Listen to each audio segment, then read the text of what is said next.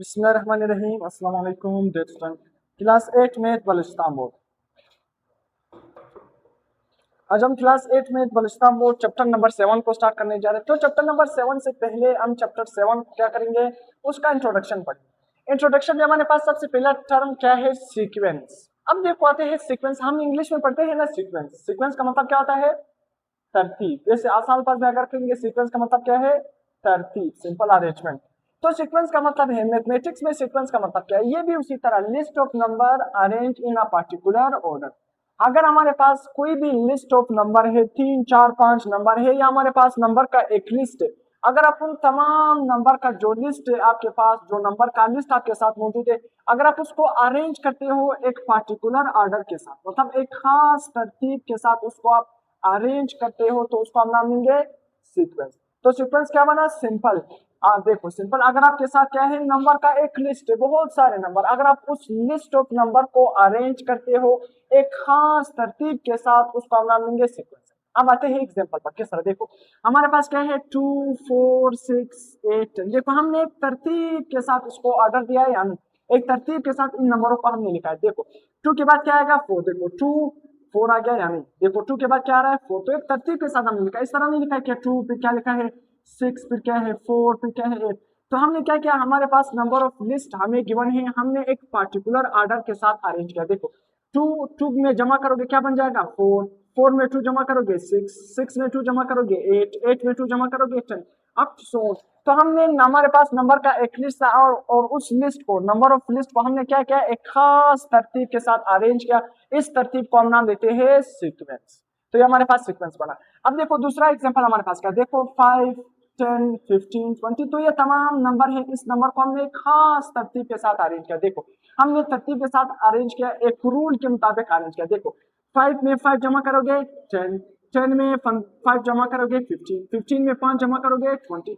तो हमने एक तरतीब के साथ नंबर को क्या है, अरेंज किया है, तरतीब दिया, इसको हम नाम देंगे सीक्वेंस। अब आते हैं हमारे बुक में इंट्रोडक्शन में एक और नंबर क्या है, टर्म। टर्म का मतलब क्या है, each number in a sequence इसका टर्म। देखो इस पूरे सीक्वेंस में, इस तरतीब में हमारे पास 2 अलग नंबर है, 4 अलग नंबर है, 6 अलग नंबर है, 8 अलग नंबर है, उसी तरह 5 10 तमाम नंबर। इस पूरे सीक्वेंस में जो 2 एग्जांपल मैंने दिए, इसमें से जो हर नंबर होगा, जिस तरह 2 अलग नंबर है, 4 अलग नंबर है, 6 अलग है, 8 अलग, 10 अलग, तो हर नंबर को हम क्या नाम देंगे, टर्म का नाम देंगे। क्या नाम देंगे, टर्म। तो टर्म हमारे पास क्या है, सिंपल जो नंबर हमने तरतीब के साथ लिखे हैं, उन नंबर में से देखो हर नंबर हमारे पास क्या है, एक टर्म। हर नंबर हमारे पास क्या है, एक टर्म। तो each number in a sequence, देखो हर नंबर जो सीक्वेंस में है उसको हम क्या नाम देंगे, टर्म का नाम देंगे। 5 भी हमारे पास एक टर्म है, 10 भी टर्म है, 15 भी एक टर्म है, 20 भी एक टर्म। अब आते हैं अरिथमेटिक सीक्वेंस। अरिथमेटिक सीक्वेंस हमारे पास सिंपल है क्या, देखो फिर से सीक्वेंस तो है, देखो सीक्वेंस तो आपको समझ आ गया कि सीक्वेंस। अब अरिथमेटिक सीक्वेंस कौन सा सीक्वेंस है, सिंपल अरिथमेटिक। एस का मतलब क्या है, arithmetic sequence. Arithmetic sequence is a sequence, ये ऐसा सीक्वेंस है in which the same number is added or subtracted. Simple देखो हम नंबर को इस तरह तरतीब से प्लेस करते हैं, जिसमें हम क्या करते हैं, सेम नंबर को या तो ऐड करते हैं, या सेम नंबर को हम क्या करते हैं, सब्ट्रैक्ट करते हैं। अब देखो किस तरह, मेरे पास एग्जांपल 2। देखो 2 में आप क्या है, 3 जमा करोगे क्या बन जाएगा, 5। देखो 2 में 3 जमा करोगे क्या बन जाएगा, 5। 5 में 3 जमा करोगे क्या बन जाएगा, 8। 8 में 3 जमा करोगे क्या बन जाएगा, 11। 11 में 3 जमा करोगे क्या बन जाएगा, 14। देखो हम क्या है, सेम नंबर, देखो सेम नंबर को हम क्या कर रहे हैं, ऐड कर रहे हैं, और हमारे पास एक लिस्ट ऑफ नंबर हमारे पास बन रहा है। तो अरिथमेटिक सीक्वेंस क्या है, ऐसा सीक्वेंस है जिसमें हम क्या है, नंबर को तो सीक्वेंस से अरेंज करते हैं। हम किस तरह अरेंज करते हैं, या तो एक नंबर, एक जैसा नंबर क्या है, पूरे लिस्ट में या तो जमा करेंगे, या पूरे लिस्ट में एक जैसे नंबर को हम क्या करेंगे, माइनस करेंगे। अब दूसरा एग्जांपल देखो, 20 से अगर मैं -3 करूंगा तो क्या रह जाएगा, 17। 17 से अगर मैं -3 निकालूंगा तो क्या रह जाएगा, 14। 14 से अगर मैं -3 निकालूंगा 11। 11 से अगर मैं -3 निकालूंगा तो 8। तो हमें क्या पता चला कि अरिथमेटिक सीक्वेंस ऐसा सीक्वेंस है, ऐसा तरतीब है जिसमें हम क्या करेंगे, या तो सेम नंबर पूरे सीक्वेंस ऑफ नंबर में ऐड करेंगे, या सेम नंबर को पूरे लिस्ट ऑफ द नंबर से क्या करेंगे, माइनस करेंगे। सेम नंबर या तो ऐड करेंगे, या सेम नंबर को सब्ट्रैक्ट करेंगे। तो ये हमारे पास ऑर्डर। अब आते हैं टर्म टू टर्म रूल। अब टर्म तो आपको पता है कि सिंपल ये जो सीक्वेंस है हमारे पास, जो सीक्वेंस में हर एक नंबर को हम क्या नाम देते हैं, टर्म। अब term to term rule simple क्या है, ये हमें क्या बताता है, tell us how to get from one term to another to next. Simple देखो, टर्म टू टर्म का मतलब क्या है कि हम एक टर्म से दूसरे टर्म में किस तरह जाएंगे। देखो 5 से देखो 10, 5 अलग टर्म है, ये क्या है 10 हमारे पास क्या है, अलग टर्म। देखो एक टर्म से दूसरे टर्म में जाना, इसको हम क्या कहते हैं, टर्म टू टर्म रूल।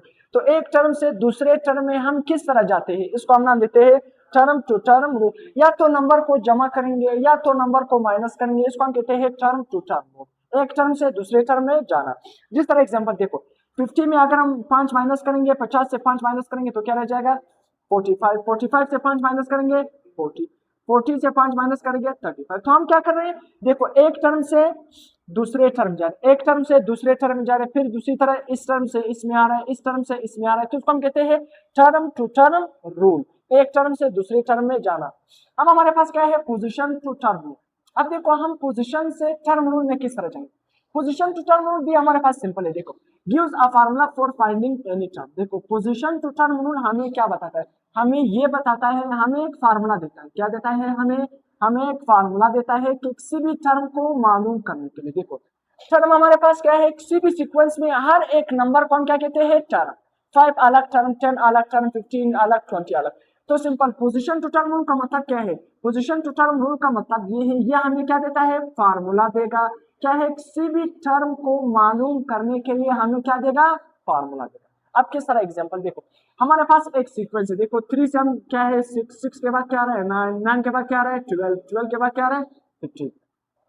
अब मैंने जनरल तौर पर एक फार्मूला लिखा, तो ये हमें पोजीशन टू टर्म रूल हमें क्या बताता है, हमें ये बताता है कि हमें एक फार्मूला देगा कि हम अगला वाला टर्म किस तरह मालूम करेंगे। देखो 3 से 6 में जाएंगे, अगर हम 3 के साथ क्या मल्टीप्लाई करेंगे, देखो सबसे पहले 3 के साथ, अगर हम 3 के साथ 1 मल्टीप्लाई करेंगे तो आंसर क्या आ जाएगा 3 आएगा। उसी तरह n का मतलब क्या है, नंबर। देखो हमारे पास क्या है, टर्म को मालूम करना। उसी तरह अगर मैं 3 के साथ क्या मल्टीप्लाई कर दूं, 2 मल्टीप्लाई कर, तो क्या बन जाएगा 6 बन जाएगा। देखो 3 के बाद क्या आ गया 6। तो हमें एक फार्मूला दिया, देखो पोजीशन टू टर्म रूल में हमें एक फार्मूला दिया। इस फार्मूले का फायदा क्या है, देखो हमें हर टर्म को मालूम कौन करा देता है, ये फार्मूला देता है। देखो अगर मैं क्या है 3, फिर n की जगह में क्या लिखूं 3 लिख दूं, देखो 3 3 4 क्या बन जाएगा 9, तो हमें अगला टर्म भी पता चल गया। अगर मैं उसी तरह 3 n की जगह क्या लिखूं 4, तो अगला टर्म हमें पता चल गया 12। उसी तरह अगर मैं 3 लिखूं, n की जगह क्या लिखूं 5 लिख दूं, 4 के बाद 5, 3 5 15। तो हमें देखो एक अलग टर्म, मतलब हमें टर्म को मालूम करने के लिए, देखो टर्म को मालूम करने के लिए हमें एक फार्मूला देता है, कौन, पोजीशन टू टर्म रूल। अब ज्योमेट्रिक सीक्वेंस, ज्योमेट्रिक सीक्वेंस का मतलब क्या है, देखो ज्योमेट्रिक सीक्वेंस और अरिथमेटिक सीक्वेंस में हमारे पास फर्क, देखो फर्क क्या है। ज्योमेट्रिक सीक्वेंस भी क्या है, एक ऐसा सीक्वेंस है जिसमें हम क्या है, हर टर्म को, ईच टर्म मतलब क्या करते हैं, मल्टीप्लाई करते हैं या डिवाइड करते हैं सेम नंबर से। देखो यहाँ पर हम क्या कर रहे थे, जो अरिथमेटिक सीक्वेंस में हम हर टर्म को क्या कर रहे थे, मतलब या तो उसमें नंबर को प्लस कर रहे थे या तो सब्ट्रैक्ट कर रहे थे। सेम नंबर को या तो हम प्लस कर रहे थे या माइनस, किसमें, अरिथमेटिक में। ज्योमेट्रिक में हम क्या करेंगे, सेम नंबर क्या करेंगे, सेम नंबर या तो मल्टीप्लाई करेंगे या तो डिवाइड करेंगे, बस ये हमारे पास क्या बना, ज्योमेट्रिक सीक्वेंस। अब एग्जांपल पढ़ा, देखो 2 4 8, उसी तरह 16 32। अब देखो किस तरह पूरे के साथ हम क्या मल्टीप्लाई कर रहे हैं 2, अगर हम 2 के साथ में क्या मल्टीप्लाई कर दूं 2, तो क्या बन जाएगा 4, 4 के साथ 2 मल्टीप्लाई कर दूं 8, 8 के साथ 2 मल्टीप्लाई कर दूं 16, 16 के साथ 2 मल्टीप्लाई कर दूं 32, उसी तरह 32 के साथ अगर मैं और 2 मल्टीप्लाई कर 64। तो हमारे पास देखो पूरे सीक्वेंस के साथ हम क्या है, एक जैसा नंबर क्या कर रहे हैं, मल्टीप्लाई कर रहे हैं, या पूरे सीक्वेंस के साथ हम क्या करेंगे, एक जैसा नंबर क्या करेंगे, डिवाइड करेंगे। देखो अगर मैं 81 को 3 पे डिवाइड करूंगा, आंसर क्या आएगा 27 है, क्या आएगा 27। अगर मैं 27 को 3 पे डिवाइड करूंगा, आंसर क्या आएगा 9 है। अगर मैं 9 को 3 पे डिवाइड करूंगा तो आंसर क्या आएगा 3 को 3 पे डिवाइड करूंगा, आंसर क्या आएगा 1। पूरे सीक्वेंस को हमने किस चीज पे डिवाइड किया, 3। तो ज्योमेट्रिक सीक्वेंस में हम क्या करते हैं, पूरे सीक्वेंस को या तो सेम नंबर से मल्टीप्लाई करेंगे या सेम नंबर से डिवाइड करेंगे। तो यहाँ तक हमारा इंट्रोडक्शन कंप्लीट है।